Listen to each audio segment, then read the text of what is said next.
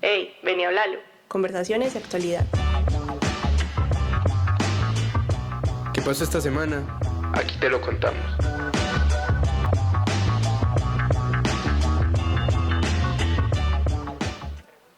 Hola, un saludo a todas las personas que hoy nos acompañan aquí en La Pascasia en la grabación de este episodio especial de Hablalo. También le damos un saludo a las personas que escuchan esta grabación del evento a través de nuestros canales de Spotify y YouTube y Radional. Soy Juana Zuleta, periodista de La Urbe, y voy a estar conduciendo este episodio 50 de Hablalo junto con Caterine Jaramillo, cofundadora del programa. Cate, ¿cómo estás? Muy bien, Juana. ¿Y tú cómo estás? Muy bien, Kate, cuéntanos un poco sobre qué trata el programa de Hablalo y cuál es la razón por la que este episodio es especial, por qué estamos aquí hoy. Bueno, te voy a responder sencillamente. Hablalo es un video podcast que se creó hace aproximadamente 2 años en el Laboratorio de Periodismo de La Urbe, que es de la Universidad de Antioquia. Aquí tratamos básicamente de conversar temas de la actualidad de mano de personas expertas para profundizar en una noticia que sea coyuntural, ¿cierto? El video podcast lo pueden encontrar en Spotify y también lo pueden encontrar en el YouTube de La Urbe. Y estamos acá porque 50 episodios no se cumplen todos los días, además es un proyecto, pues un número especial. Entonces básicamente por eso nos encontramos hoy aquí en La Pascasia. Bueno, Hablalo es un proyecto puramente de periodismo universitario y desde La Urbe nos sentimos muy orgullosas y orgullosos de haber llegado hasta este episodio 50, donde todos los capítulos han sido hechos por estudiantes de periodismo.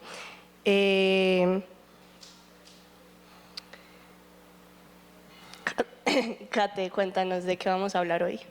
Bueno, quiero empezar primero contando un poco frente a cómo nació el proyecto, ¿cierto? Este proyecto nació por también Alejandro González, que nos inspiró a Valeria y a mí como monitoras en ese momento de La Urbe a contar las noticias de una manera diferente, ¿cierto? Nos hicimos esa pregunta, como qué podíamos hacer para que las noticias nos llegaran a nosotras como jóvenes en ese momento, y dijimos, bueno, tratemos como de usar un lenguaje diferente, de hacerlo como más ameno, una conversación, y iniciamos con un podcast solamente. En estos 2 años ya nuevas generaciones de La Urbe se han acercado, han innovado y han incluido el video podcast, que me parece que también es una brillante idea, que además le da como más dinamismo a las conversaciones. Entonces me parece que el proyecto ha crecido y ya se ha superado, ¿cierto? Y espero, y me alegra mucho que después de haber salido de La Urbe y pues ya graduarme, el proyecto no haya muerto, al revés, esté todavía aquí y pues nada, súper contenta de estar en este episodio. Muchas gracias, Kate, también por acompañarnos. Valeria Ortiz es la otra cofundadora del programa y aunque hoy no está aquí, nos dejó un video para contarnos también cómo ha visto ella la evolución de este programa en estos últimos 2 años.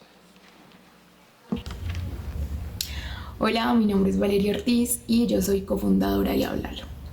En esta ocasión no les puedo acompañar de forma presencial en el episodio número 50, pero pues desde acá quiero agradecerles un montón a ustedes, a los y a las estudiantes, por mantener vivo este proyecto, porque Kate lo puede confirmar que está allá, y es que nuestro sueño era que Hablalo fuera un podcast que pudiera permanecer vivo en el tiempo y que no dependiera de nosotras para seguir andando, sino que otras generaciones pudieran apropiarse de él y que siguiera, ¿sí? Y bueno, creo que eso se ha visto ya. Hablalo ya tiene poco más de 2 años y creo que ya eso es una alegría enorme, porque ha seguido, ha continuado, ha cambiado, y eso me parece supremamente valioso, porque es eso, Hablalo es de los estudiantes, las estudiantes, para los y las estudiantes, y bueno, también el resto de personas que quieran informarse. Entonces les agradezco mucho, les admiro muchísimo, gracias por atreverse a experimentar con Hablalo, a experimentar con este podcast, agregar otra imagen, mucho amor hacia Carmelo, me encanta. Y también atreverse a este nuevo formato de video podcast, que sé que no es nada fácil, pero que lo han hecho muy bien. Me alegra muchísimo que haya estudiantes que quieran y que les guste hacer periodismo. Y bueno, espero que Hablaleo siga creciendo y que sigan dando.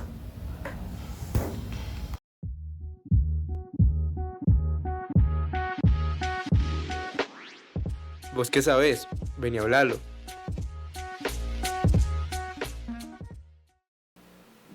Bueno, ya les contamos de qué se trata Hablalo, pero ¿de qué vamos a hablar hoy, Juana?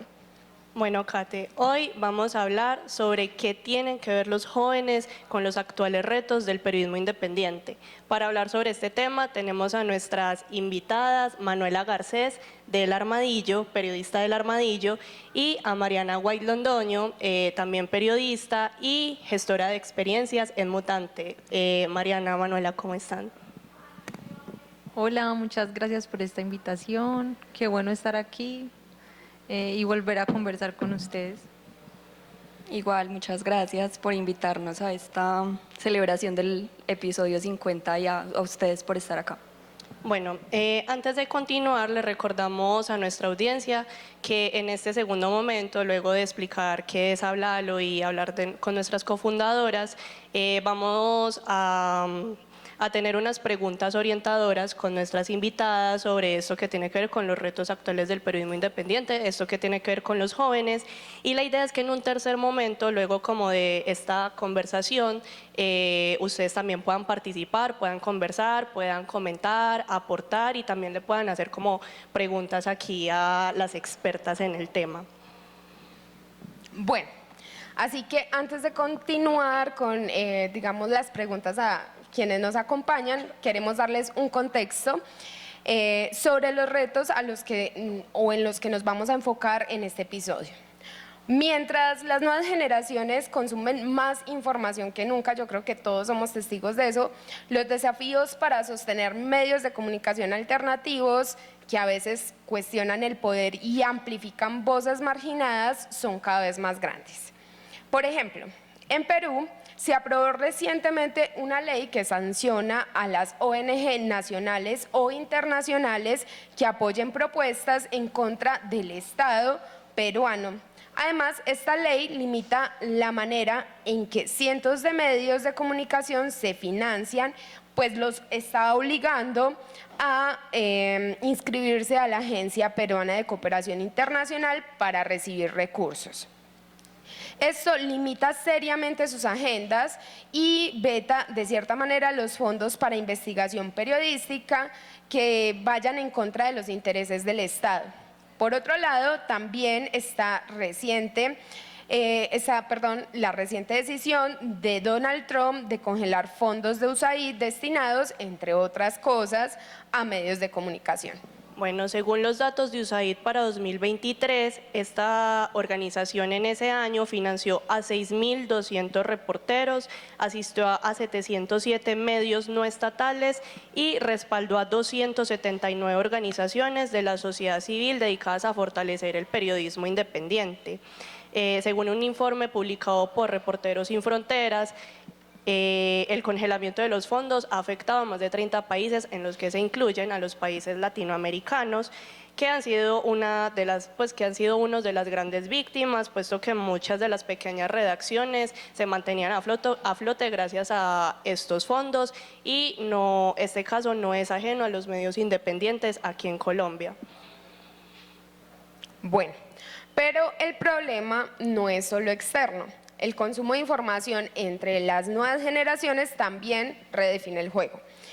Un estudio de Reuters Institute en 2024 reveló que, y abro comillas, el consumo de noticias en las plataformas online se fragmenta. 6 redes alcanzan el 10% de nuestros encuestados, en comparación con apenas 2 hace una década. Cierro comillas. En otras palabras, cada vez es más común que las personas se informen por medio de las redes sociales, algo que sin duda plantea no solo desafíos a la forma en que uno se piensa como periodista un contenido y por lo tanto a su calidad, sino también en cómo generar modelos de negocio que sean rentables. Según el informe de Reuters Institute de 2024, el formato predilecto de consumo de las noticias online son en un 66% a videos informativos breves, el 51% son de videos como de mayor duración, casi el 72% del consumo se da en las plataformas, o sea, redes sociales, y no en los sitios web de los medios, incrementando los desafíos en torno a la monetización y a la vinculación con la gente. Sin financiación y con estos también como retos en el consumo del periodismo, el contrapoder, que es la capacidad de investigar y desafiar los grandes poderes, se debilita. Y los jóvenes, los principales consumidores del contenido digital, quedan expuestos a narrativas dominantes, muchas veces sesgadas y superficiales. Bueno, y esta demanda de inmediatez de la que ya venimos hablando y entretenimiento, pues a veces choca con el periodismo de profundidad, que requiere tiempo y recursos en donde además la apuesta a formatos que no necesariamente son los más atractivos pues para estas dinámicas de consumo, pues se vuelve algo problemático. Plataformas como Vice o AG Plus, creo que dije bien el nombre, espero haberlo dicho bien, intentaron equilibrar ambos mundos, el entretenimiento y la inmediatez con la calidad, pero incluso ellas enfrentaron crisis. Vice quebró en 2023 y AG Plus recortó su equipo en español. La pregunta entonces es, ¿cómo hacer que lo relevante sea atractivo sin perder el rigor? Aquí es donde los jóvenes toman relevancia en el futuro del periodismo independiente y de la información. Bueno, ahora sí, digamos, la primera pregunta que tenemos va dirigida un poco más a Mariana White, que es la gestora de experiencias de Mutante, que conoce más sobre este tema, y es cómo consumen periodismo las nuevas generaciones. Bueno, gracias por ese contexto, porque no tenía como tan presente las cifras de la disminución. Creo que no es secreto para nada de la disminución de el consumo en periódicos, radio, televisión y como últimamente o en los últimos años de los sitios web. Cuando yo estaba estudiando, y no fue hace mucho, como 6 años, 7, todavía entrábamos a los sitios web de los medios y los que estaban surgiendo independientes a informarnos y a ver cuál era la noticia del día, pero ya hoy pues sabemos que nos estamos desinformando a través de las redes sociales. Y bueno, Mutante no es ajeno a esto, hablo desde la experiencia en Mutante. Rápidamente, gestora de experiencias es como gestión de proyectos, entonces yo estuve un tiempo como periodista, pero ya luego empecé a estar en los proyectos que iban llegando y gestionando y conectando como las distintas áreas de Mutante y con los aliados con quienes hacemos periodismo. Entonces, pues desde ahí son medios que empiezan a tener como canal principal las redes sociales. De hecho, Mutante, pues su canal principal es Instagram y entonces por eso lo pongo ahí, porque de pronto tengo un poquito sesgada la mirada. Es el principal canal de Mutante, la mayoría de personas están en las ciudades principales, en Medellín y en Bogotá, pero también hay personas en Ciudad de México, en Cali, Barranquilla. Y la mayoría son jóvenes de 24 como a 35 años. Entonces, ¿cómo están consumiendo ese tipo de personas? Sí, evidentemente pues a través de las redes sociales. Y otra cosa de la que no se habla tanto, de WhatsApp. Como que ya también los medios independientes estamos tratando de justamente descentralizar esta información a través de lo que casi pues muchas personas usan, que es WhatsApp Y en Mutante, por ejemplo, tenemos las comunidades, que son grupos de WhatsApp en los que ya mucho más dirigido a temas específicos de interés de las personas, podemos acceder más fácilmente a personas que no están en las ciudades principales y que pues por ahí podemos dar información verificada, sencilla, importante. Y otros medios también que están haciendo un esfuerzo desde la base misma de que las mismas personas conversen entre ellas, como Consonante, que también pues, ha hecho un esfuerzo grande y tiene un componente desde WhatsApp, por ejemplo. Bueno, creo que de esa manera también empezamos a descentralizar esa información. Claro. Yo también quisiera preguntar frente a WhatsApp, porque me parece un fenómeno curioso. Inicialmente mucha de la información tal vez era reproducida por WhatsApp, ahora existen los canales, y en ese sentido quisiera preguntarle también a Manuela, por ejemplo, para un medio alternativo, los canales de WhatsApp o estos, digamos, herramientas que están surgiendo en las redes sociales, ¿cómo ayudan, por ejemplo, al periodismo independiente para tener mayor alcance? Listo. Bueno, hola a todos, muy contenta de estar aquí. De hecho, ahorita hablábamos un poco sobre, pues con Juan, y también lo hablábamos con Juan David Ortiz, y es una pregunta que nos hacemos constante en el equipo, y es cómo entendemos esos medios independientes y los entendemos alternativos e independientes a partir de los formatos o por su lejanía con ciertos poderes, ¿cierto? Entonces, si nos vamos específicamente frente a los formatos, el Armadillo es un caso muy curioso porque nosotros, a pesar de que sí nos consideramos un medio independiente, por otros factores mantenemos formatos muy tradicionales, ¿cierto? Nosotros casi todas las notas que hacemos, lo primordial es subirlo a la web, lo compartimos en carruseles en Instagram, pero apenas hace un mes, así yo sea adicta a TikTok, abrimos un TikTok, y todavía no hemos llegado, por ejemplo, a WhatsApp. Entonces, creo que estamos creando una base sólida periodística, para a partir de esa base sólida que tenemos como grupo, empezar a experimentar mucho más estos formatos que además demandan tiempo, conocimiento, también como ese toque centennial que todavía no tenemos en el equipo, pero sabemos que es importante porque lo vemos en los otros medios y vemos que funciona en Mutante, vemos que funciona muy bien también en La Silla Vacía, entonces es como uno de nuestros pendientes, para resumir ahí. Yo quisiera, ya que lo mencionas, también hacerle esa misma pregunta pues a Mariana. O sea, ¿cómo utilizar esas herramientas que también se van generando en las redes sociales para generar un mayor alcance? Y volvemos al punto, sin perder la rigurosidad, porque cada uno tiene sus particularidades. Sí, yo creo que no ha cambiado, el periodismo sigue siendo el mismo.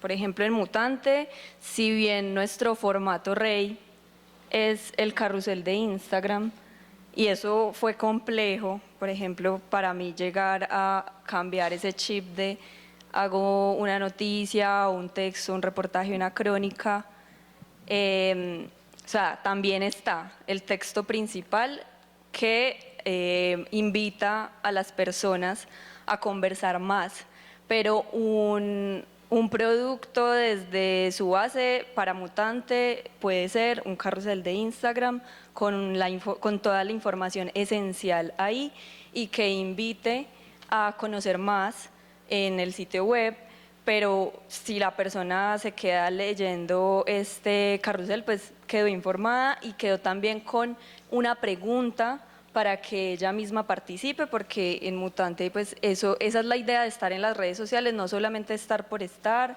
y porque entonces todo el mundo está y tenemos que estar, no, es para propiciar la conversación, para partir de lo que las personas están ahí opinando, respondiendo a nuestras preguntas y que no se quede ahí, sino que a partir del análisis que Mutante hace de los comentarios y de lo que la gente efectivamente participó, abrió el texto grande o qué fue lo que hizo, a partir de todo ese análisis poderle proponer otro tipo de herramientas, que también es importante, no solamente entregarle, que es un poco lo que trata de transgredir Mutante, que no es solamente te entrego el reportaje y ya me desentiendo, sino que qué dices de eso, qué necesitas, qué vacíos de información ves, cuéntanos para en una próxima herramienta suplir esas necesidades. Entonces ahí es donde tenemos guías, manuales,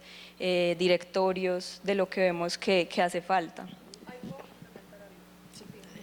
Pues que a propósito de lo que decía Mariana, recuerdo una de las discusiones que tuvimos en el Armadillo y era pues muy interesante esa visión que tiene Mutante de ver un carrusel como un ejercicio periodístico propio, porque nosotros nos demoramos mucho para tomar esa decisión. O sea, para nosotros fue súper difícil saber que hacer un carrusel iba a ser un producto periodístico en sí, sin tener que llevarlo a una nota de una investigación muy grande.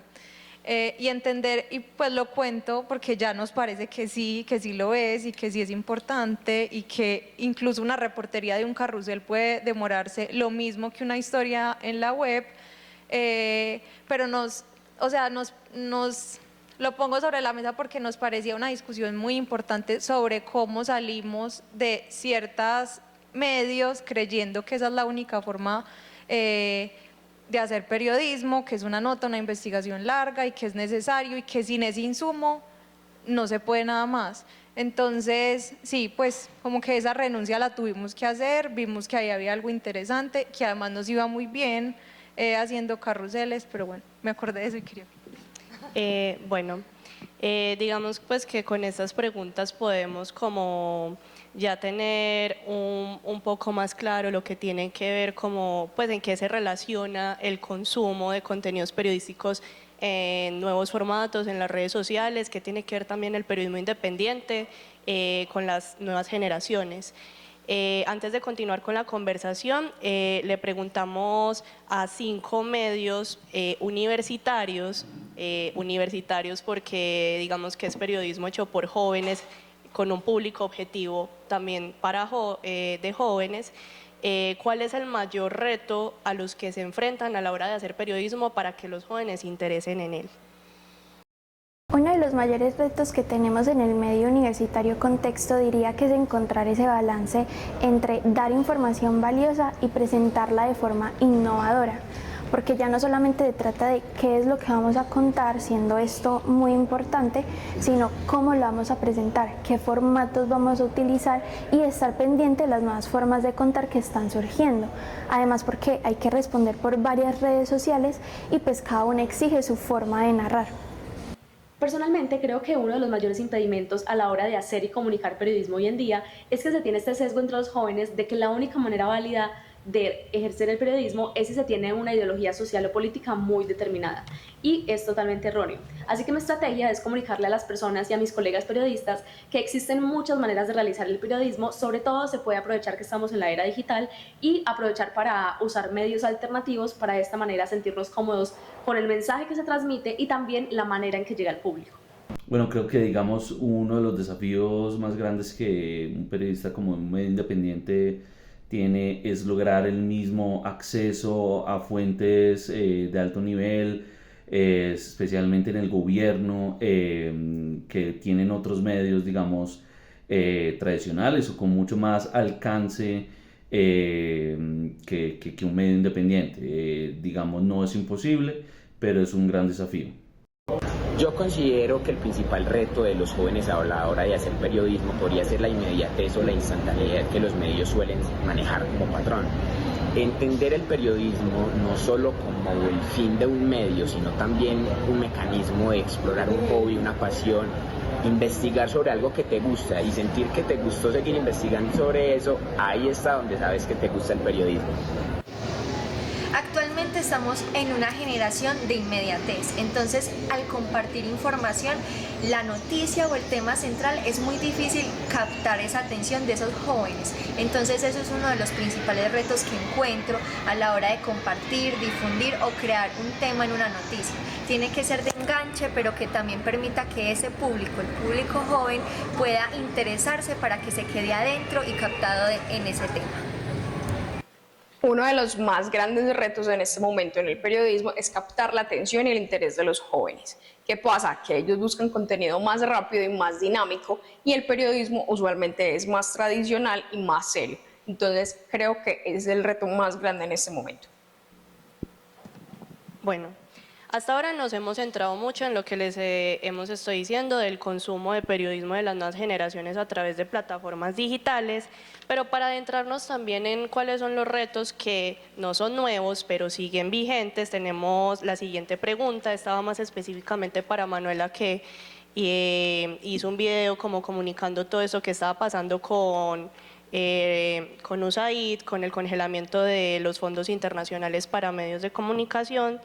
Y es que si la suspensión del financiamiento internacional pone en riesgo las agendas de los medios independientes, ¿y por qué las pondría en riesgo dado el caso de que sea que sí? Bueno, yo creo que lo de las agendas sí es una consecuencia, pero de hecho esta decisión no pone solo en riesgo las agendas, sino la existencia de los medios alternativos e independientes. La reportería que hicimos pues en el Armadillo encontramos que también la hizo Mutante y que ellos se referían a un efecto dominó. Sí, es completamente un efecto dominó, aunque no todos los medios de comunicación dependan de recursos de USAID. Entre lo que nosotros reporteamos vimos que había una financiación, por ejemplo, a La Silla Vacía y a algunos otros medios que no logramos reportear porque no hay una información pues directa sobre qué bolsa dio USAID a algunos medios de comunicación, pero sí es un efecto dominó, porque la salida de USAID, que financiaba programas sociales tan importantes en Colombia, programas como por ejemplo la erradicación del hambre en algunas zonas, los fondos internacionales que ahora financian a medios de comunicación alternativos independientes tendrán que llegar a suplir esa desfinanciación de USAID. Entonces, frente a un panorama donde organizaciones sociales y también el periodismo entendido también como una organización social, pero no una necesidad básica como por ejemplo el hambre o la salud, pues nosotros quedamos a otro lado y tienen que llegar estos fondos internacionales a suplir esto. Entonces, si bien USAID no era el gran financiador de medios en Colombia y en Latinoamérica, sí va a revolcar toda la financiación internacional como la conocemos. Pues esto fue lo que encontramos en la reportería. Incluso a medios como el Armadillo, que nunca nos sentimos como en la capacidad de aplicar a fondos internacionales porque no teníamos todavía como el músculo financiero para hacerlo, y esto lo exigen las convocatorias, pero sí creemos que nos podemos afectar porque ahora los medios vamos a tener que buscar los medios que eran financiados por organizaciones internacionales van a tener que buscar otros modos de financiación, y esos otros modos de financiación pueden que toquen algunos que nosotros estamos buscando, y la competencia cada vez se va a hacer más y más fuerte. Va a pasar, yo soy pesimista con este panorama, la verdad, después de haber hecho esa reportería. Creo que algunos o dejaremos de existir como los conocemos, con grandes redacciones, seguramente los equipos se van a hacer más pequeños, pero también soy positiva en qué vamos a hacer como gremio, ¿cierto? Cómo también aplicamos a convocatorias, de pronto no cada medio individual, sino unirnos para hacer historias en conjunto, unirnos en otras reporterías, sí. Espero no haber sido muy negativa, pero creo creo que lo que se viene va a ser duro, pero también me pregunto, ¿cuándo ha sido fácil para el periodismo? Creo que jamás. Creo que han habido muchas crisis, sin embargo, muchos de los medios independientes en Colombia nacieron gracias a esa cooperación internacional y ahí sí hay una dependencia. Entonces la reflexión también que nos hacíamos en el armadillo es, hay que ser hasta independientes de lo que creemos que es independiente, porque si depender de una bolsa como estos va a acabar un medio de comunicación, también cómo vamos a diversificar esa financiación, que eso es lo más difícil pues. Manuela, una de las cosas como que desde el armadillo también tocaban un punto muy importante era también como las narrativas de estigmatización por parte del poder a los medios de comunicación, y no se habla solamente de la estigmatización por parte del gobierno de Trump. Vemos, por ejemplo, el ejemplo de lo que está pasando en estos momentos en Perú, que están como haciéndole una persecución también a los medios independientes, y también ha pasado también en Colombia, por ejemplo, en el gobierno de Gustavo Petro, y no solamente por parte de los gobiernos, sino también por otros poderes como empresariales o medios tradicionales que tienen como, pues sí, mucha voz en estos momentos. Entonces aquí también viene una pregunta como, ¿cómo afecta la estigmatización por parte de los poderes a los medios de comunicación independientes, al periodismo independiente? Bueno, empiezo. Pues claro, los poderes primero, como en incrementar esas brechas que ya existen, porque si los nuevos medios nos estamos como beneficiando de esa apertura también que hay en la internet y la facilidad que hay en informar a través de redes sociales, por ejemplo, pero esto también está siendo cooptado por esos políticos y poderes económicos, y tienen también el poder de transformar esos algoritmos a su beneficio. Pues lo que puede hacer es incrementar esas brechas, pues por un lado.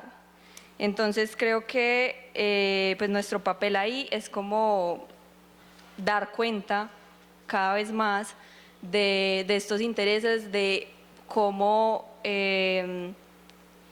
pues qué es lo que les importa a ellos, ¿cierto? Que estemos ahí, que pasemos mucho tiempo ahí, que empiezan a fragmentar la información. Entonces veía hace poco que estaba buscando información sobre el aborto y las redes sociales, que en el 2022, cuando en Estados Unidos se retrocedió frente al derecho al aborto, porque ya no era de todo Estados Unidos, sino por estado, con el retroceso de la ley Roe versus Wade, Amnistía Internacional dio cuenta de cómo se estaba censurando información que tenía que ver con el aborto en las redes sociales, y se estaba disminuyendo, como porque la gente empezó a buscar y eso se estaba censurando.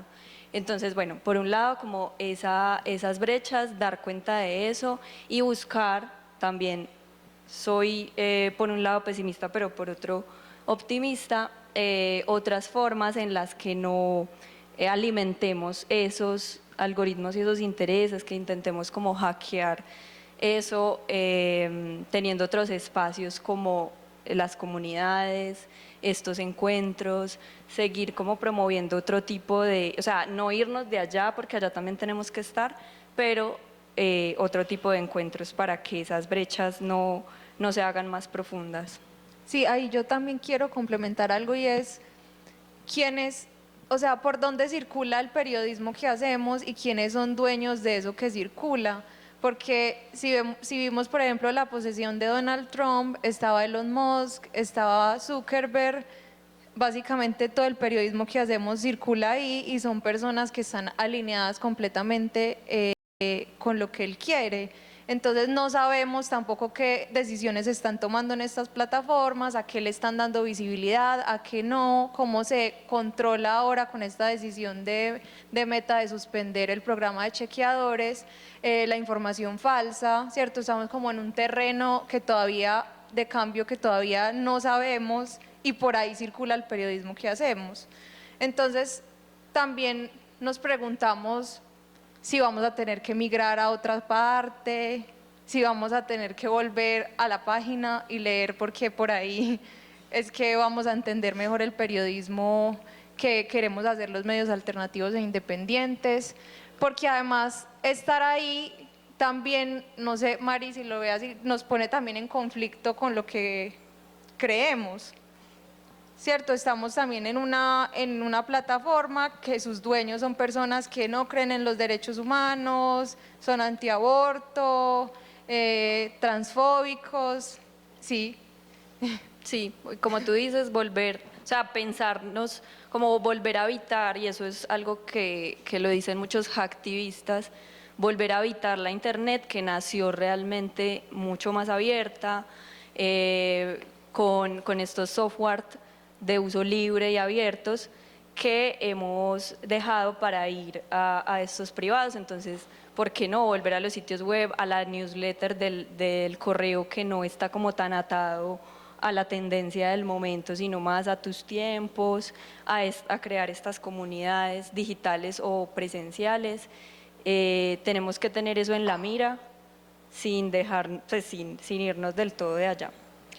Bueno, estos retos que digamos que ya han venido hablando, y de hecho también Manu lo comentaba como en una de sus respuestas, que ojalá no fuera como un panorama muy negativo lo suficiente como para asustar, pero sin embargo sí plantea la pregunta de si estos retos pueden de cierta manera alejar a los jóvenes de considerar el periodismo como una opción profesional. A eso sumarle pues de que vivimos en una era actualmente donde también se cuestiona la idea del profesional de per se, ¿cierto? Entonces, ¿cómo ves ese panorama? Bueno, yo estoy considerando ver el periodismo, pero no, pues creo que hay que ser realistas con eso. Yo soy periodista en El Armadillo, pero no vivo del Armadillo, soy profesora en la Universidad de AFIT, y además de eso hacemos campañas de marketing con una agencia. Entonces tengo otras fuentes de ingresos para poder vivir del periodismo y hacer lo que me gusta, porque a mí de verdad me gusta mucho hacer periodismo, pero por ahora no puedo vivir de eso, ni ninguno del Armadillo vive de eso en este momento. Quisiéramos. Sin embargo, yo creo que si hay lugares, estoy hablando de mi caso porque es El Armadillo, pero si hay lugares y espacios donde uno sí puede vivir de esto. Lo hace Mutante, lo hace La Silla Vacía, y que además Mutante logra tener como salarios muy competitivos y reconocer muy bien a sus empleados. Entonces, pues no quisiera como dar una respuesta única de esto no va para ningún lado, no se metan en esto, porque pues, ¿quién soy yo para decir eso? Aquí estoy, pudiendo dedicar otro momento de mi espacio a hacer otras cosas, pero también estuve en Caracol Radio, viví un momento de la radio, pero es la apuesta del periodismo que yo quería hacer. Y en ese periodismo que yo quiero hacer en este momento, no encuentro mucha remuneración, pero remuneración emocional. Bueno, y digamos que... Quería decir algo de ahí, pues similar, como que si la apuesta es por entrar al periodismo solo por lo económico, ¿cierto? Que no está mal, pues que las personas lo hagan, creo que sí es peligroso.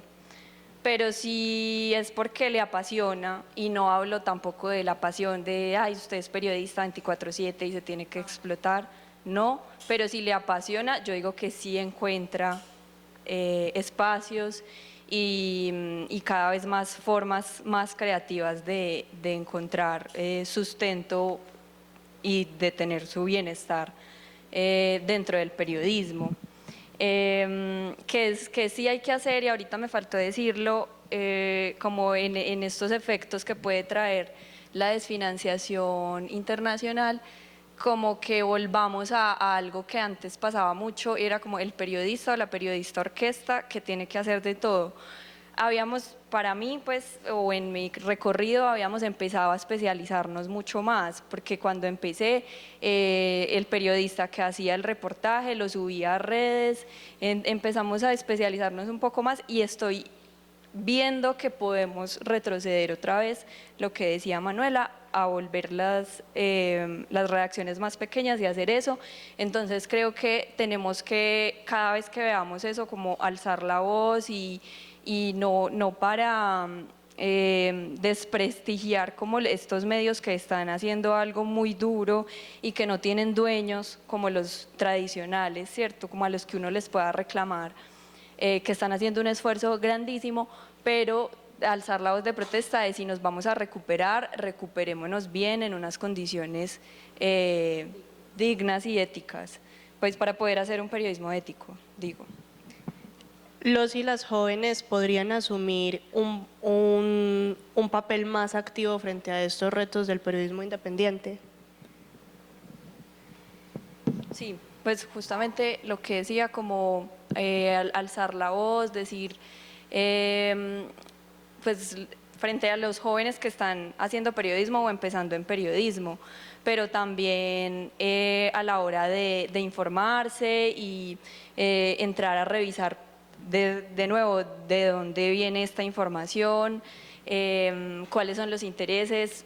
Yo sé que ya la facilidad de las inteligencias artificiales también está cambiando nuestras formas de informarnos, pero, o sea, siempre darnos cuenta de que lo que quieren es tenernos ahí. Hace poco hablábamos con la influenciadora Ofelia Pastrana, que sabe muchísimo de tecnología, y pues nos hacía ver que estas inteligencias artificiales cada vez son como más complacientes y como que te tratan súper lindo. Se puede cumplir lo de la película de Her, y eso puede afectarnos también, como que cada vez están tratando de leernos más para tenernos ahí, y tenemos que estar muy pendientes de eso.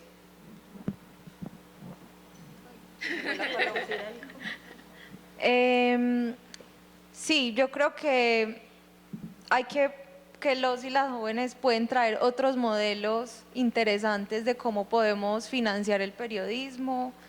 Creo que hemos explorado muy poco de lo que hacen los creadores de contenido, que pueden también ir a el periodismo. Todavía no sabemos cómo, pero creo que por ahí puede haber una fórmula interesante. Pero también quería hablar de algo que no tocábamos ahorita, sobre cómo, por ejemplo, el consumo de periodismo de los jóvenes y cómo los jóvenes podemos hacer periodismo, y es también cómo los jóvenes, me incluyo todavía joven, a veces consumimos mucho activismo en formatos periodísticos, y cómo también este activismo no lo diferenciamos de lo que es periodismo.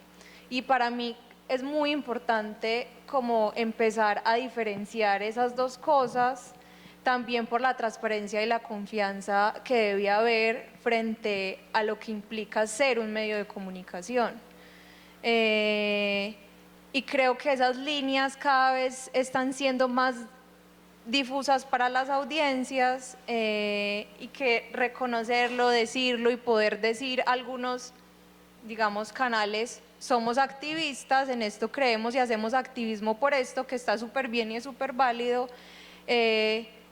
me parece importante, y que sea transparente también. Y también nosotros como medios de comunicación decir quiénes nos financian, así seamos alternativos e independientes, pues porque ningún alternativo independiente vive de nada también. Y lo encontrábamos en la reportería que hacíamos, y es: hagamos más periodismo sobre el periodismo, porque así sean alternativos independientes, tenemos que contar también cómo se financian, cómo se mueve esa financiación y muy pocos lo están haciendo. Entonces también es caer en eso que criticamos de los medios tradicionales. Bueno, metí muchos temas en uno, pero era lo que quería decir para cerrar. Bueno, yo creo que con esta reflexión que nos deja Manuela, creo que podemos ir cerrando un poco como este espacio de preguntas iniciales a las invitadas. Creo que hay muchas, no conclusiones, más bien preguntas que además faltan por hacer, pero que esperamos las hagan ustedes, ¿cierto? Entonces, por el momento, vamos a terminar esta primera parte de preguntas. No sé, Juana, ¿algo más para agregar? Muchas gracias Mariana y Manuela como por sus aportes, por ayudarnos como a entender un poco más de este análisis. Sí, como dice Kate, estas son como unas preguntas orientadoras que nos pueden servir como para los aportes, comentarios o preguntas que puedan tener ustedes como público también. Y no se vayan, que la idea es como que estemos, pues sí, todos ustedes y también Mariana y Manuela que se queden aquí donde estamos para que también ustedes puedan preguntarles a ellas alguna cosa en específico, ya sea como de sus medios o también desde su experiencia.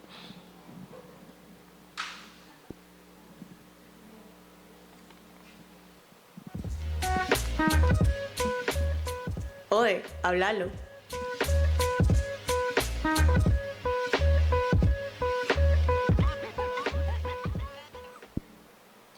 Bueno, y ahora llegó el momento de que el público brille y queremos empezar como esa dinámica de quien quiera, alce la mano, tome el micrófono y acérquese a hacerle alguna pregunta a los invitados. Entonces, ¿quién quiere empezar? Un comentario también. Aportes. Jime. Hola. Mi nombre es Jimena, llevo 20 años enseñando periodismo y ha cambiado mucho, pero la universidad no ha cambiado tanto. Entonces nosotros mismos allá en el comité de carrera nos damos tremendas discusiones sobre todo las narrativas, o sea, la investigación, la reportería, eso sí creo que para todos es claro que debe mantenerse con todo el rigor, pero en los formatos, y Manuel ahorita lo decía, de pronto los influencers, de pronto estas nuevas generaciones de contenido, pero hay mucha resistencia en la academia. Entonces, ¿cómo lograr entender que de pronto un meme, que un carrusel, que otras formas distintas pueden ayudar como a sintonizarnos mejor? Yo siento como una apatía tanto de los estudiantes para estudiarlo, así estén matriculados, no todos, pero digamos mi percepción es de un 60%, como de consumir. A las nuevas generaciones de estudiantes que recibe uno, como que no tienen consumo de periodismo. Y entonces uno dice, ¿por qué quieres estudiar periodismo si no consumes periodismo? Entonces es como una contradicción permanente. ¿Será que lo que necesitamos es volvernos creadores de contenido? Y un tipo de contenidos es el periodismo, pero no el único. No es fácil enseñar periodismo, entonces no sé ustedes cómo lo ven desde ese lado.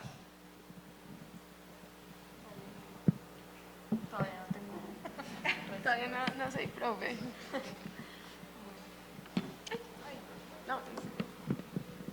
Bueno, yo este semestre empecé a ser profe y tengo 4 estudiantes.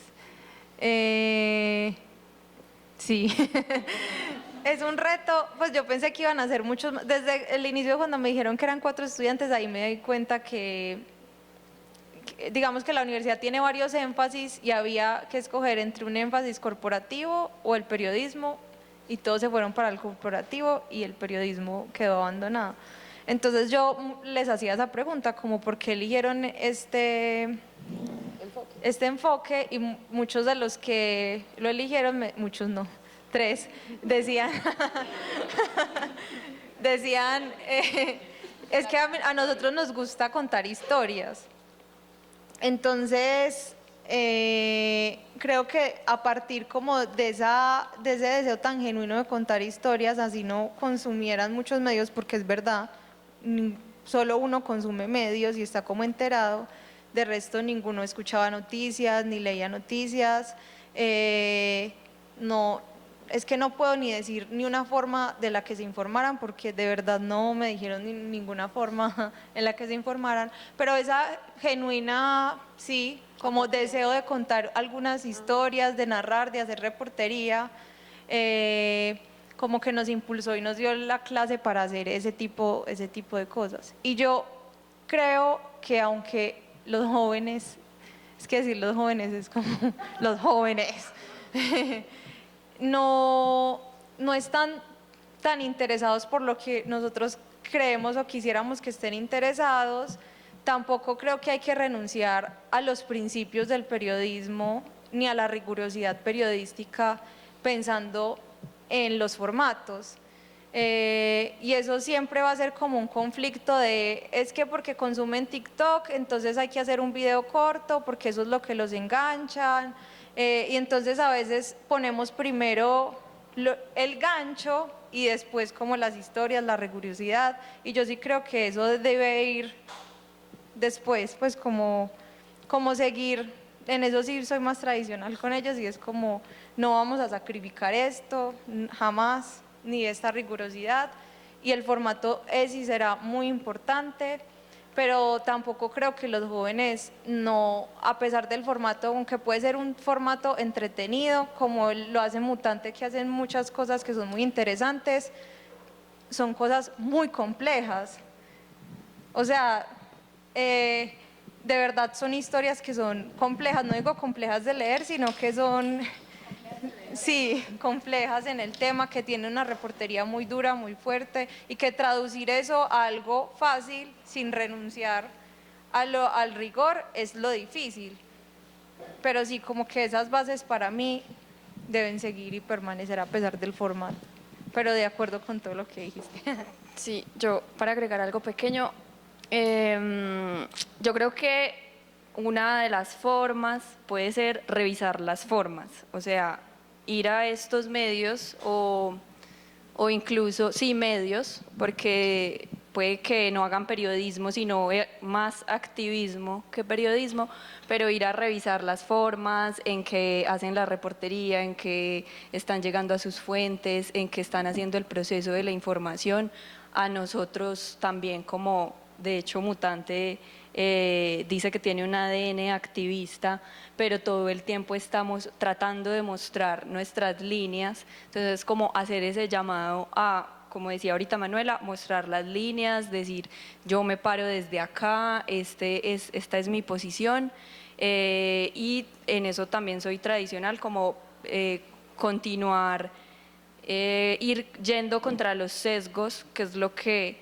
se nos ha dicho del periodismo, siempre tener por encima, pues visto sobre la mesa que tienes unos sesgos, tratar de ir contra ellos.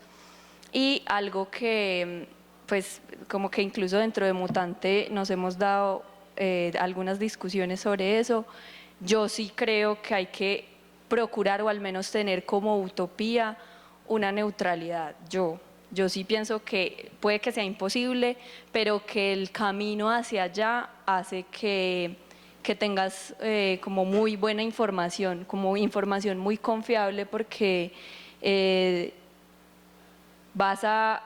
no vas a poner a un lado lo que no va contra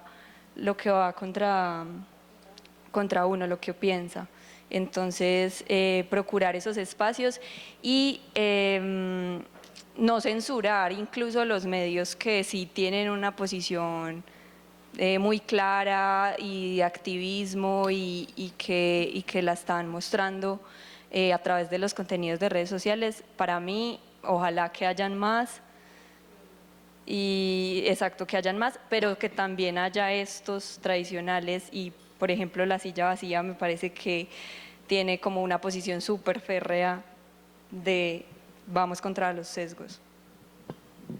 Hola, bueno, primero quiero invitar a que quienes sí son jóvenes también pidan la palabra, porque ahorita quedé en uno de esos rangos, pero realmente voy de salida.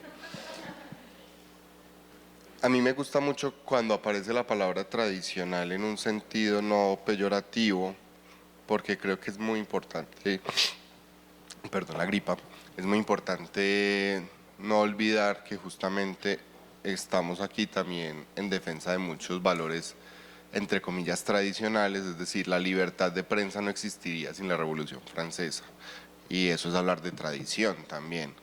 Entonces, como que las escucho a las dos diciendo, y en esto soy muy más tradicional, como con un poquito de, no sé si de pena, de defender cosas tradicionales, como si todo lo tradicional tuviera que mandarse a recoger, y me parece muy valioso como ponerlo en esos términos, porque también es otra discusión del armadillo. Nosotros, o bueno, es una posición que yo suelo plantearles, que tengo por desarrollar, y es: somos un medio tradicional porque defendemos muchos de los valores tradicionales del periodismo, y porque muchas de las crisis del periodismo tienen que ver con haberse alejado justamente de esos valores, con haberse alejado, por ejemplo, de la defensa de la rigurosidad, pero además de la defensa de, y hacia allá quiero dirigir mi pregunta, de lo público. Y lo público es una concepción que viene de la Revolución Francesa, claro, y que hoy, si abrazamos los valores contemporáneos, no importa. Y aquí me quiero referir también a lo que decía Juan Gonzalo en el video, también el menos joven de todos los que escuchamos, porque justo ayer Jimena y yo estábamos en la oficina conversando sobre esto. Quieren escribir historias, pero no quieren que les cuenten historias.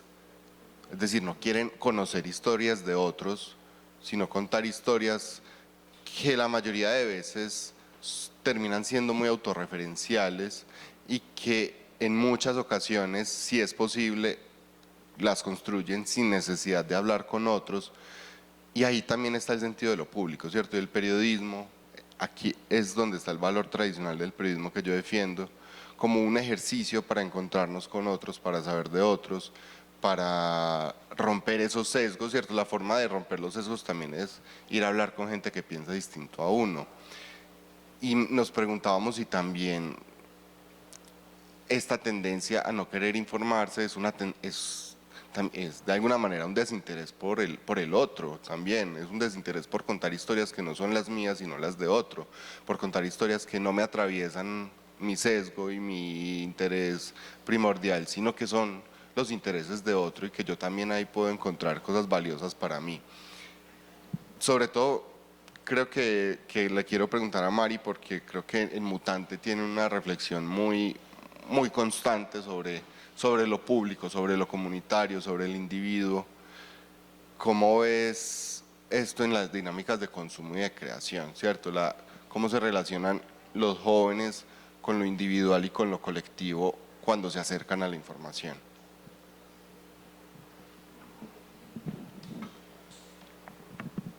¿Me repites la última pregunta, la última parte?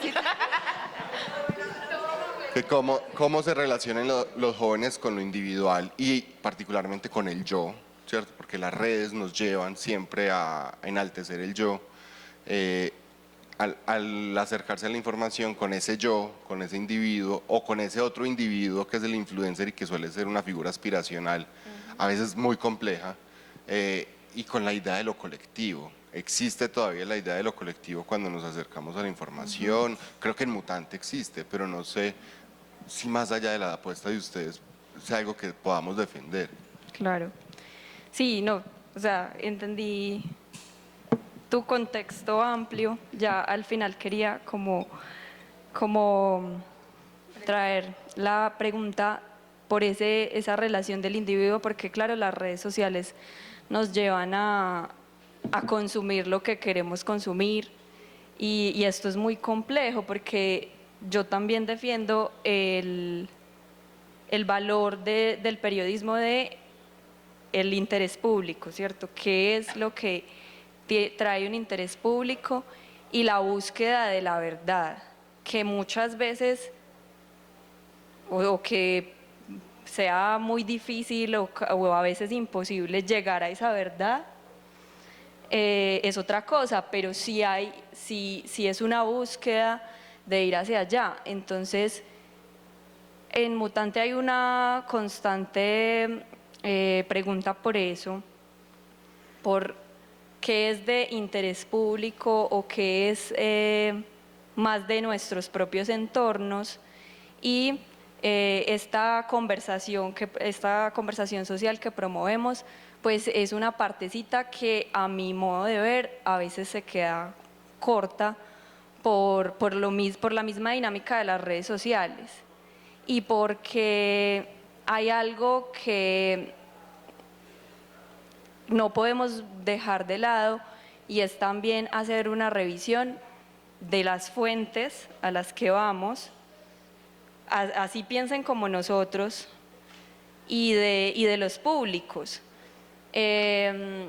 Entonces, bueno, Mutante, por ejemplo, dice bastante que está contra los sistemas de opresión y que nos interesan todos los tipos de fuentes, así las que piensan como nosotros y las que no piensan como nosotros, y estamos dispuestos a hablar con esas personas, con todas, pero que nos interesa más la de los marginados y la de los oprimidos, pues porque no podemos desconocer esas desigualdades sociales y que los grandes poderes pues han tenido mucho más el control de los medios. Entonces por eso nosotros hacemos un contrapeso ahí, pero yo también sigo diciendo, esos marginados y esas personas oprimidas a veces también oprimen de otras formas, o a veces también tienen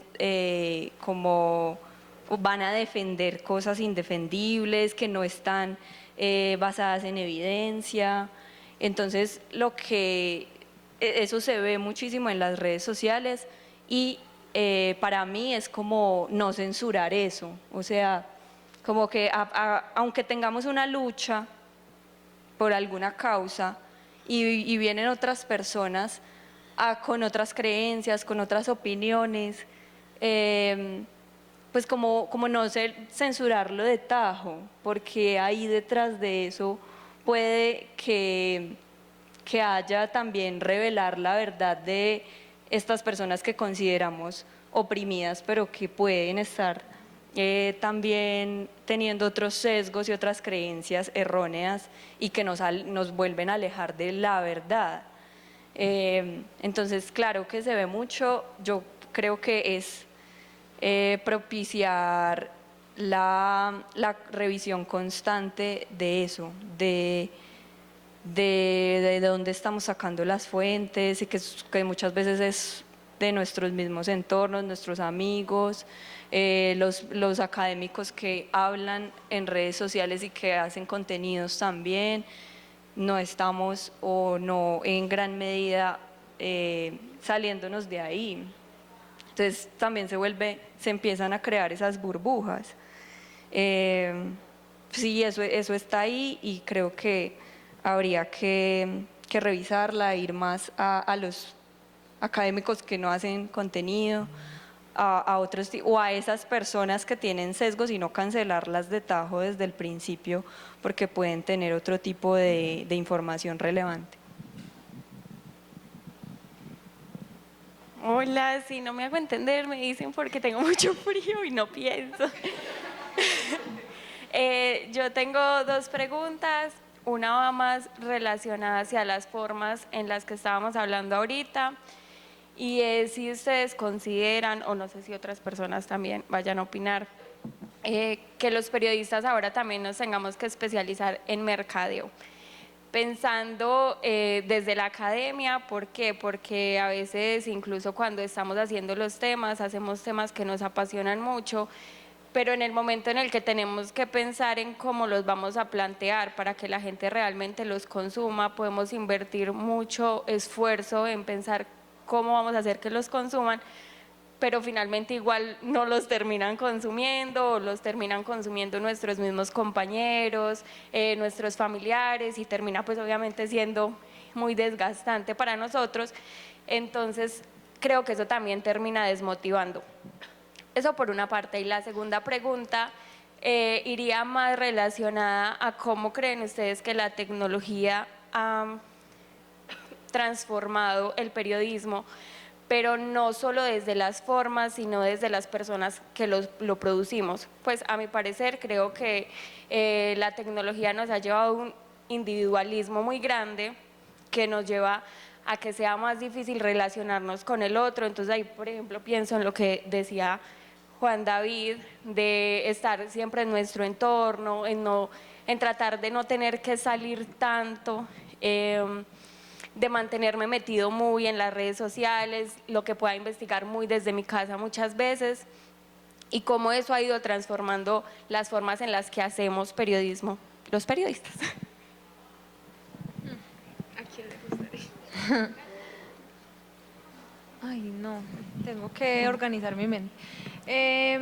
Yo creo varias cosas. Lo primero es que, esto sí es full personal, no es una visión del armadillo, pero creo que al periodismo le ha hecho mucho daño ponernos a competir como si, aunque estemos en las redes sociales y vivamos en las redes sociales, creo que al periodismo le ha hecho en serio daño creer que un contenido es exitoso o no si logra lo mismo que logra o un creador de contenido o otro tipo de persona, y que nosotros no debemos medirnos solo por la viralidad. Pues creo que ese concepto de viral no es compatible del todo con las formas de hacer periodismo. Y ahorita cuando hablabas como es que a veces nos esforzamos mucho y no tenemos, eso nos pasa creo que a muchos de los medios. A veces nosotros goleamos con un contenido y otros contenidos resulta que no los va a leer casi nadie. Creo que la cosa es cuando es una constante que nadie nos lea, de pronto mirar qué estamos haciendo mal. Pero creo que las lógicas del periodismo no pueden ir tan ligadas a las lógicas de creación de contenido a partir de las redes sociales, o sea, porque no todo el contenido que hagamos va a ser viral, sin embargo no deja de ser un contenido importante. Que hacerlo, publicarlo así no sea viral, sí es importante. Ahorita hablamos como de ese sentido de la responsabilidad de lo público, y sí es importante que salga, que se dé a conocer.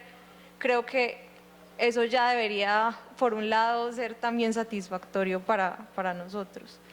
Y con esto no digo hagamos cosas súper complejas para que nadie las lea, porque también creo que el ejercicio periodístico de por sí tiene que tener eso en cuenta. Nosotros hacemos periodismo y contamos historias, y eso de por sí ya tiene que ser llamativo para nuestras audiencias. No creo que contar, o sea, si pensamos el periodismo siempre como hacer cosas aburridas, para mí eso no es hacer periodismo. Para mí hacer periodismo es hacer cosas de verdad entretenidas, que alguien lo quiera leer, que alguien lo quiera escuchar, que alguien lo quiera ver, y eso debe estar atravesado siempre en el quehacer periodístico. Por ende, no creo que tengamos que estar como especializados en el mercadeo, porque el periodismo ya debe pensar en eso, pienso yo. No sé.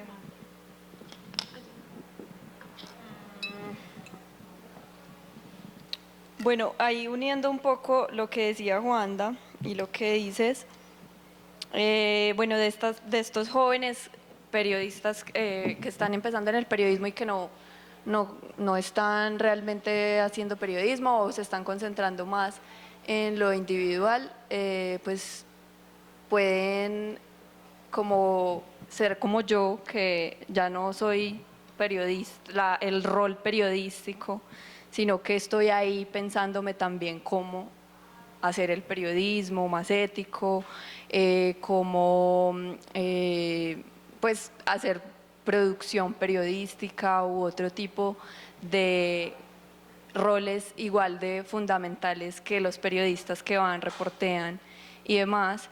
Y en eso, pues esa es la idea como de lo que yo decía ahorita, de no volver al periodista orquesta, sino que hay unas especificidades. Entonces, en Mutante hay unos roles muy específicos del equipo administrativo, de las personas de diseño, de digital, que también egresada de la Facultad Sara Castillejo está pendiente de leer esos datos, y ahora estamos hablando de unos indicadores soberanos, que es como no vamos a ir solo al like, pues eso no es lo que nos interesa, sino que nuestro indicador principal es el comentario. Y entonces, ¿cómo hacer que eso llegue a más?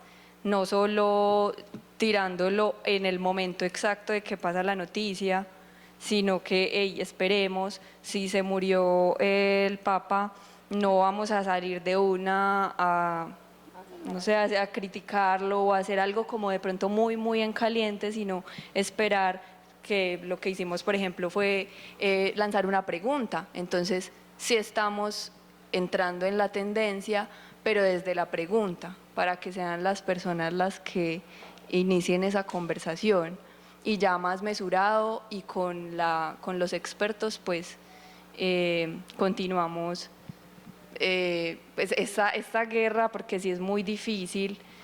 Algunas personas usuarias de Mutante nos decían como es que me cansa mucho tener que entrar a darle like a Mutante, porque si no lo hago al día siguiente o ya tengo que esperar mucho para que me vuelva a aparecer, o nuestras luchas y demás. Entonces, bueno, hay otras formas. Y la segunda se me olvidó.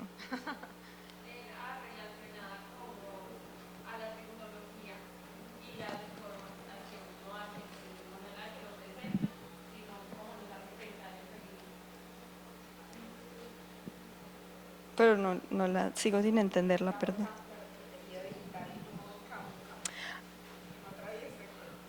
Bueno, eso sí, súper complejo. De hecho, yo he peleado bastante en eso. La gran mayoría de reportería en Mutante es digital. Y creo que sí o sea, que no podemos como perder ahí la lucha de la presencialidad. Es vital, encontrarnos con las personas. Pues como se decía antes, ir a vivir lo que viven las personas es muy diferente a llamarlo y tratar de que te diga en un audio, en un minuto, casi que lo que quieres que te diga. A veces, como desde nuestro propio, lo que queremos que salga, y ya la idea que tenemos del contenido y la inmediatez también que esto genera. Entonces decimos, como casi que le decimos a la persona, pues yo quiero que me digas esto, y eso tenemos que reevaluarlo, porque pues seguimos hablando entre los mismos y no haciendo que de verdad sea de un interés público. Yo quería complementar una pregunta chiquita. Bueno, ya nos quedan unos pocos minutos, entonces las personas como que quieren como participar, hacer como algún aporte o pregunta, pueden levantar la mano y esperar que sea un poquito más cortico también. No. Allí había... Primero tú, que habías alzado la mano. Usted. Bueno, y después el de rojo y después... Listo, ¿cómo están? Tenía una pregunta muy cortica, pues que va muy relacionada con lo que preguntaron Juan y Jimé, que es pues más o menos digamos, recuperar o sea, soltar esa individualidad de los periodistas jóvenes, pues, o atrapar a los periodistas, a los nuevos periodistas, para que quieran hacer periodismo. ¿Ustedes creen que hay algo hay algo que se puede hacer desde los medios para que, o sea, las nuevas generaciones de periodistas quieran hacer más periodismo no desde lo individual, sino más bien desde algo como intersubjetivo? ¿Quién de las dos quisiera? Están haciendo preguntas muy corchadoras. O también alguien del público puede hacer un comentario, puede aportar. Para que hagan periodismo. Si No, quieren. yo creo que, o sea, yo sí valoro mucho que la persona desde sus propios intereses pueda tratar de conectar con otras temáticas mucho más de interés social.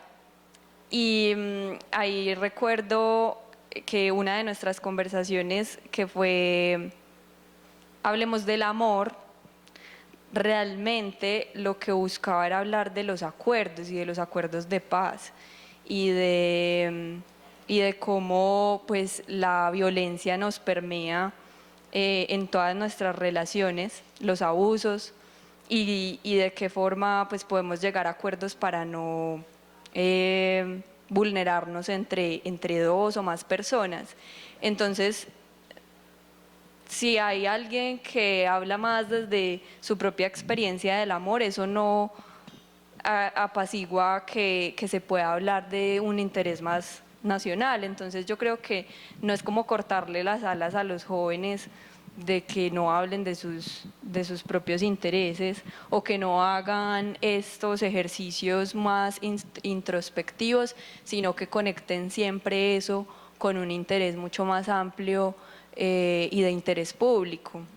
Pues como que síganlo haciendo. Y yo, por ejemplo, lo hago y lo quiero seguir haciendo, pero hacerles mucha claridad de que eso no es periodismo. A mí me dolió mucho cuando yo hice un documental de trabajo de grado de periodismo y era muy personal, era autobiográfico, y el asesor me dijo, eso no es periodismo. Y yo, Dios mío, entonces no soy periodista, no me voy a graduar de periodista. No, como que las cosas no tienen que ser tan tajantes. Eso no es periodismo, pero yo sigo haciendo periodismo o estando dentro del periodismo y aportando al periodismo. Buenas noches. Bueno, he venido escuchando que los retos actuales del periodismo independiente pues están relacionados con el algoritmo, con las redes sociales, con la financiación e incluso con lo individual, el yo, ¿no? Pero si bien soy consciente que cada tiempo trae retos diferentes, me pregunto, ¿esos son los únicos retos que tiene el periodismo independiente? ¿Por qué lo menciono? No sé si desde la experiencia del Armadillo, Mutante, pueden hablarnos un poco de los retos que tiene el periodismo comunitario, el reto que tienen, digamos, los periodistas, las reporterías en el Cauca, en Putumayo, qué sé yo. Pues porque recuerdo, ya no soy un joven según el ciclo de vida del Ministerio de Educación, soy un adulto de 36, pues antes se hablaban de otros temas, ¿no? Precisamente de la vida incluso, como estos retos para hacer el periodismo. Esa era la pregunta desde la experiencia de ustedes. ¿Cuáles son esos retos del periodismo independiente en la ruralidad? Sí, yo respondo cortico. Sí, creo que incluso todos los retos que nosotros tocamos acá son retos muy privilegiados. Cuando estaba haciendo la reportería sobre lo de USAID, yo hablaba con la liga y la liga decía, si ustedes tienen susto, imagínense qué puede pasarle pues, a un periodista de guerra, a un periodista que está en una zona de conflicto o incluso a programas de formación periodística que están en zonas rurales en Colombia que van a quedar completamente desfinanciados y que mucha gente podía vivir de estos programas y hacer periodismo por esto. Entonces sí, pues como esta visión que estamos tocando acá es una visión completamente privilegiada. Hay periodistas todavía que su reto más grande es poderse mantener con vida. El año pasado que estábamos en el Premio Nacional de Periodismo Simón Bolívar, que allá está Mateo, hizo así feliz, conocimos a un periodista que se llama Valentín, que tiene un medio que se llama Jet Set Criollo, y cuando anunciaron el premio dijeron Jet Set Criollo, todos nos miramos porque desde el privilegio ninguno de nosotros conocía Jet Set Criollo, y llegó Valentín y mostraron su reportería y lo que hizo, y yo me sentí completamente diminuta. O sea, yo dije, este hombre es, pues este de verdad, el riesgo de él, y salió del premio con escoltas, y yo decía, el riesgo de él es la vida, y muchas cosas más, y poder vivir de eso y poder seguir haciendo periodismo cada día. Entonces sí, pues tienes toda la razón. Es una visión muy privilegiada. Bueno, vamos finalizando con la última pregunta o aporte y ya para que vamos cerrando. Hola, nada, pues más que nada me interesó mucho esa intervención sobre cuáles son los indicadores para saber si se está llegando a la comunidad, sobre todo ese hecho en el que Mutante, si bien pues uno por medio de likes sabe qué difusión tiene, la forma en la que sabes que estás interactuando con la comunidad, más que nada puede ser un comentario, porque de ahí, además de que jalas la reportería, pues también vas ahondando en qué otras cosas se puede resolver. Y con esa intervención me quedaba pensando mucho en, hace poquito me di cuenta que Presunto Podcast está también abriendo como un espacio de escuela periodística, digámoslo así, para su comunidad o para quien le interese, pues pagar eso. Y se me venía a la cabeza como preguntarles, ya sabemos que, pues, como lo dijimos ahorita, entre esas preguntas orientadoras, que la idea es como también buscar esos espacios en donde el software o también los espacios de nuevo son más libres. Y frente a eso, pues, como para hacerla breve, la pregunta es como preguntarles qué indicador nos puede decir en serio cuándo estamos haciendo una comunidad. Por ejemplo, de nuevo puede ser muy parecida a la pregunta de Jimena, pero como que poder decir, bueno, ellos están haciendo en este momento una especie de escuela de periodismo, pero ¿qué les asegura de que sí se están formando, no sé, en este caso sobre el episodio, esos jóvenes para hacer periodismo? Entonces, pues, lo que se les venga a la mente, ¿cuál puede ser? Pues yo sé que probablemente Mutante tiene más cancha en eso, pero sí, como qué indicadores, además del comentario, o de pronto cómo expandirlo, pero sí nos dan cuenta de que hay comunidad y que de eso se va a valer el periodismo. Bueno, sí. Perdón, cuando me dicen que es muy concreto. Sí, como que esos indicadores de comentarios, pero haciendo la salvedad de que nuestra audiencia, que entonces está comentando ahí mayoritariamente, es de Medellín, Bogotá, de 24 a 34. Entonces, ¿qué estamos haciendo con las comunidades en WhatsApp o con las escuelas también?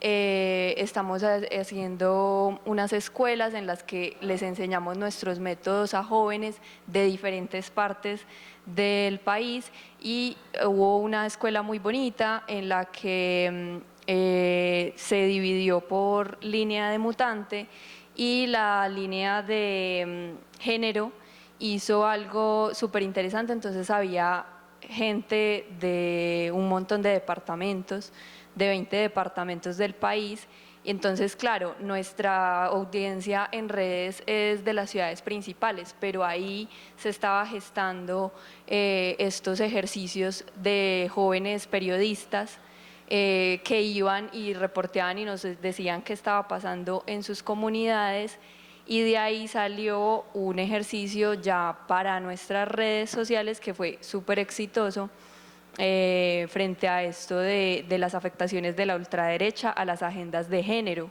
Entonces es como otra forma de que, ok, no, de pronto no se están informando en nuestras redes sociales tanto estas comunidades, pero sí les está llegando información que parte de las comunidades que estamos haciendo estos ejercicios en WhatsApp, por ejemplo. Entonces, esa es una de las formas que tenemos indicadores, quienes participan ahí, y entonces si son 5, 10 o 15, ellos mismos nos dicen cuántas personas tienen en sus propias comunidades.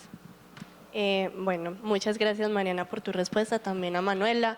Tristemente ya se nos acabó el tiempo de este espacio, sin embargo, pues les agradecemos mucho estar aquí, haber participado, tener como la intención de acompañarnos.